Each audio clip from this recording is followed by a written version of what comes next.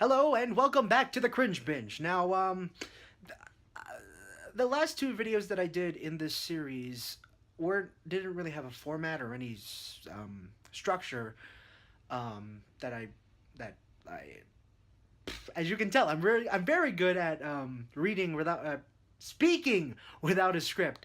The last two Cringe Binge videos I just uploaded them. Maybe I put a note in the first one, and I just uploaded them up and just description. I typed in the description and explained a lot about the video, why it was being re-uploaded and why I made it in the first place. But nobody really reads anymore, and it wasn't very engaging, I want to say.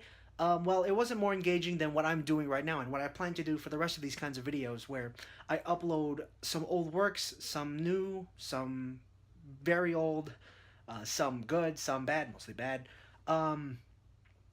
where it's just me re-uploading stuff on this channel. Now, the last two videos I did were fairly fine. Nobody's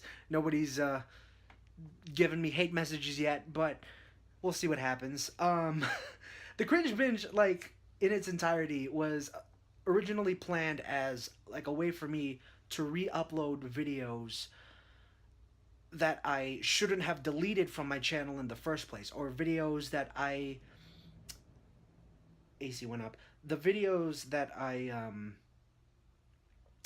made long ago and I wanted to show you guys. And I called it the Cringe Binge because I can do nothing but cringe while looking at them. Like, I'm very sure that my video style now is going to be totally different from my video style in, let's say, 2-3 years. And in 2-3 years, I'm going to look back and cringe at the style of videos I'm doing now, like reviews and with the dots and everything. But it's nice, but it's also a little embarrassing to go back and to upload and to watch my older videos and everything, which is why it's going to be double the fun for you guys, because you guys aren't getting exposed here. With that note, I'm just rambling on right now. The video right here you're about to see is one of my old reviews, when I had my old branding with the purple and the windows and everything, and my face as the thumbnail branding. It's a review of the glove by Reality Quest. It's the Nintendo 64 controller that was weird, and it wasn't really a glove. It was just a slab of plastic that had buttons on it and had hinges. And sorry, I just I just ate breakfast. So, I'm just gonna stop rambling. I'm gonna let you see the video. If you've been with me for the longest time, you might remember this one. I promise you, next episode of the Cringe Binge will be very, very old. Probably something that no one's ever seen before. But for now, enjoy this classic. Thank you for watching. Welcome to the Cringe Binge. If you're on the internet and you love video games, you probably know about Mattel Electronics' Power Glove. Yeah, that weird old Nintendo Entertainment System peripheral that's been the symbol of all things intuitive with motion control. Back then, and well, some parts of even now, the Power Glove is kind of a symbol for all things immersive. You have to give Mattel some credit, because even back then, they were trying to bridge the gap between the gamer and his or her game. Something that we're still trying to do today with Oculus Rift and Project Morpheus and all this motion control stuff and just virtual reality, augmented reality, everything reality, blurring the lines between software and realware. I'm digressing here a bit, and I apologize for that. But anyway, Power Glove, it's the symbol of immersion between the gamer and his or her game. Should have told the guys at Reality Quest that, because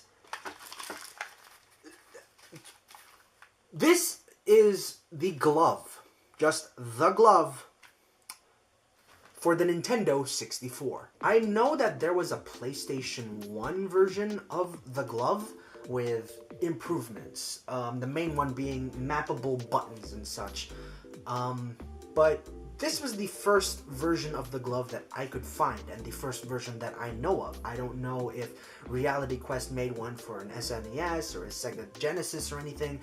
So, to my knowledge, this is the first glove. How do I put this delicately? It's like if you took 20% of everything that made the Power Glove so symbolic, faulty controls, controls that worked, presentation, novelty, and put it into a brand new product. It's the glove by Reality Quest. First thing I thought when I got this in the mail, I was thinking, just, wow. Somebody must be really looking out for me. Do I have carpal tunnel or something? Mine didn't come with an instruction booklet, so I had to figure it out by myself. Well, half by myself. I looked up a video tutorial online and it kind of appealed to me because it had that old like 90s flair of just everybody playing with their gloves and having a good time and stuff like that. Yeah, consumerism at its finest. There's a little strap here near where your thumb's supposed to go, and there's a little loop here. You just put your thumb into it, and it's all Velcro. So of course, as with everything Velcro, it's all itchy and uncomfortable, and it kind of digs into your skin, and it's horrible, and oh god. You think you're done, but no, there's another part of the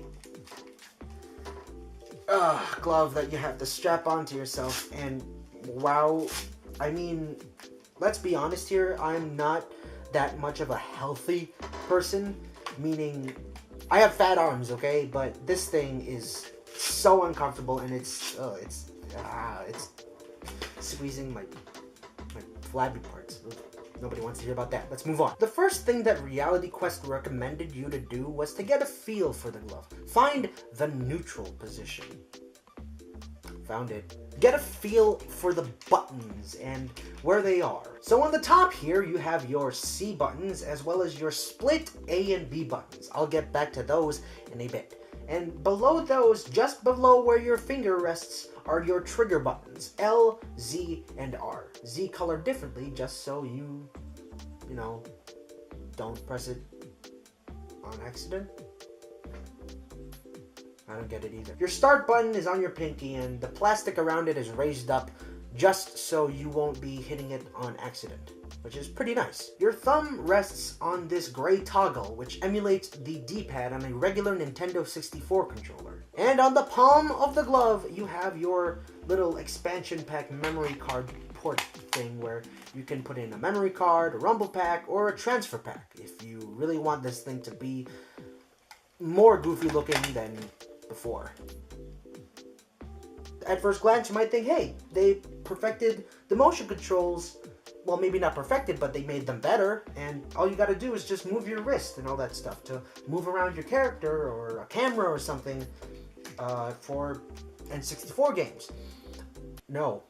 There's no tilting functionality, there's no sensors on the screen. It literally just gets down to the literal nuts and bolts of this thing. See, they battered down your ulna and radius for a very good reason.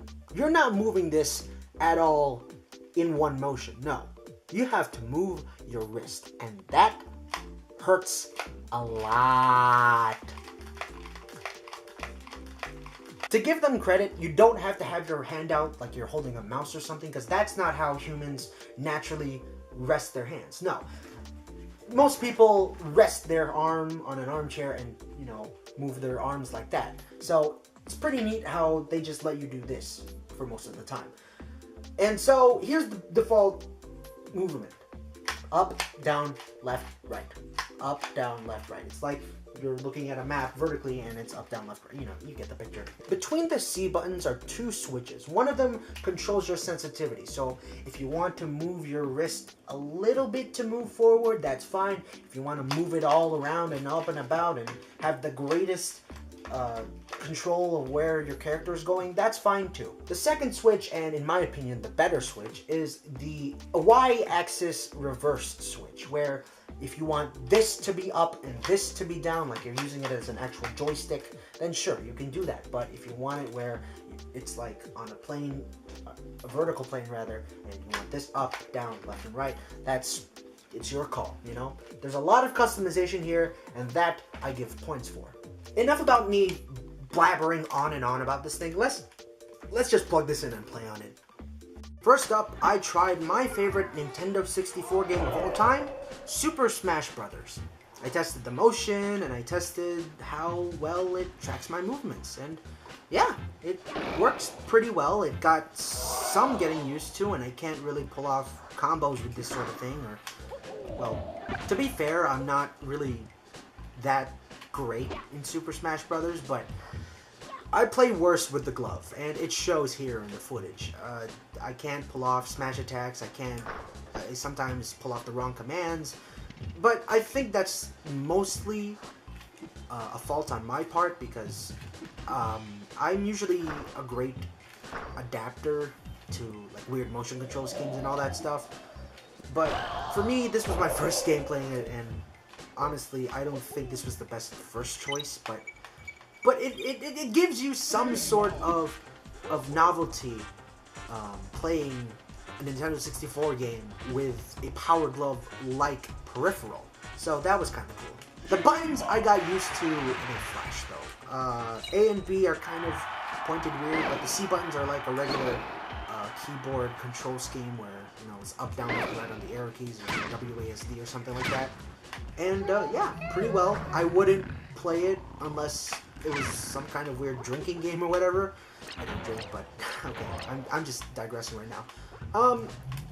I think the only pro so far is that it's novel, I guess, and it's weird, but it's funny looking, and it looks fun until you actually play it, and it's semi-horrible, but we'll try more games. The next game I tried was Donkey Kong 64, the only real 3D platformer I own on the Nintendo 64. I don't have Super Mario 64, I don't have Glover. That's what I'm kind of most bummed about. I don't have Glover to play on the glove, so yeah. And, well, it's a weird control scheme anyway, and playing it on the glove would feel like hell, probably, but maybe another video. Donkey Kong 64 worked pretty well. Again, it's weird, and it took me a long time to try and use it. I wouldn't like exclusively use this controller for any game so far, but it does change the way you play games. Is it for the better? Probably not, but it just it gives your games new life, only for those like funny couple of seconds. Like the best place I see this going is like if you're at a friend's or something and you just bring this over just for laughs, like, hey, try playing like your favorite video game with this, and it just changes the way that they think about input and their favorite game for that matter. GoldenEye 007. Now, this one gets a bit interesting because I do remember a control scheme where the D-pad is move, the thumbstick is aim, and the A button is fire, which is perfect for this glove because, remember, the Z button, the one that I usually use to fire, is on my middle finger, but the A button is placed right beside my index finger, and so I thought, oh, this might be pretty cool, where I, you know, twist my wrist to aim and such.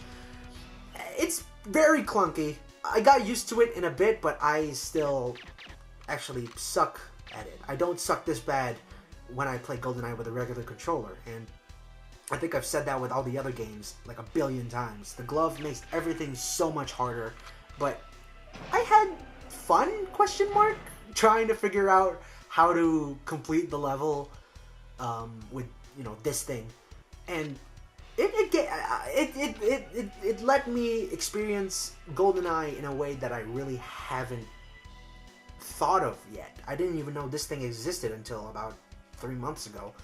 But yeah, it was pretty cool. I was close to dying. As you can see here, I'm about to die, but I squeak through and I adapt. I kind of cheat by running away from all the enemies, but I kind of adapt to the glove's faultiness, or the glove's faults rather, and I just pull through, and I completed the damn level with the glove, and that kind of felt good.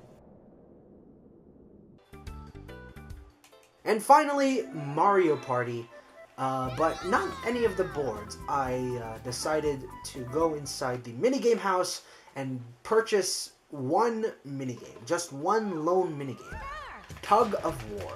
And I tried it, and if you don't remember, this minigame has you rotating the control stick as much as you can to play Tug of War basically on screen. And, well, you can probably listen for yourself.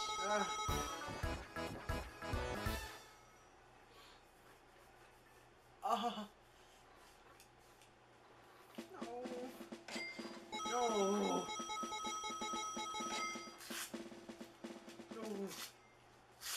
No.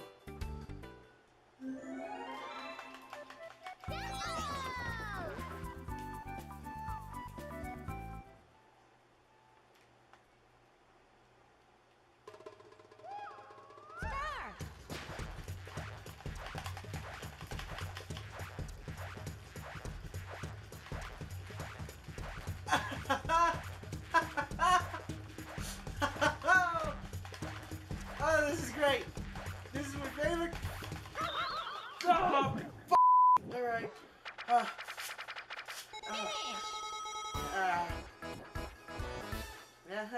If you're a collector, or if you just want to have a fun time with your N64 and you want to host like a weird party of sorts or whatever, go for it. Go get the glove. It's on Amazon. It's on eBay. Somebody's probably selling this thing sooner or later.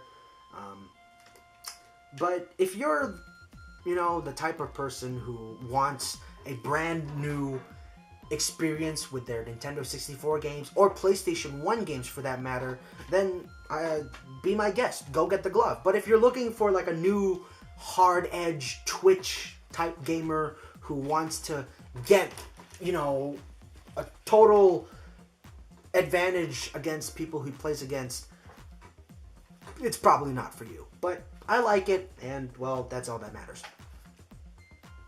It's my opinion. It's the internet. What can you do? I want to see somebody use this at Apex.